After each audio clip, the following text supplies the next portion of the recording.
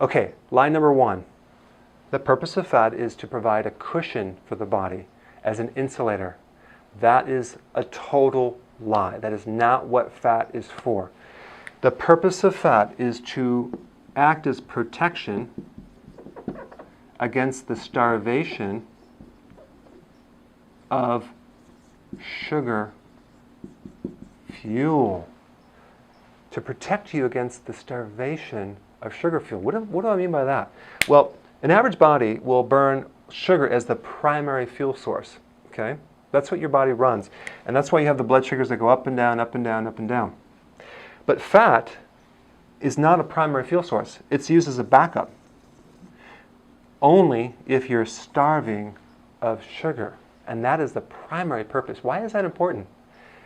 It's because in order to burn fat and convert over to fat burning, we have to starve the body of sugar. That's the bad news, but there's some good news.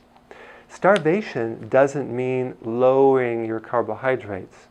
Starvation is the elimination or bringing your sugars down to zero. What happens when you do that is your body will start to adapt and make all sorts of cellular machines like enzymes and things to burn a different fuel source. So it will adapt to burning fat in your body. Well, that's what we want. So this process of adapting takes 2 weeks, okay? It doesn't happen overnight.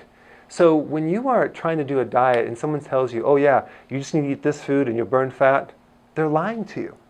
No, because in order to burn fat, you have to completely and utterly eliminate this right here.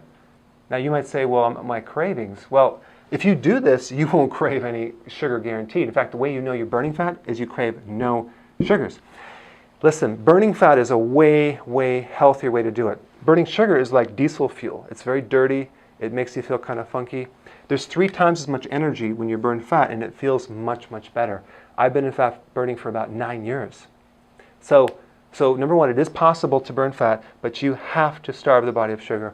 And that is one thing that's very, very, very important of anything else, because no matter what you do, if you don't do this, it's not going to work. You might lose weight, but that weight you lost is just water weight. It's not actual fat.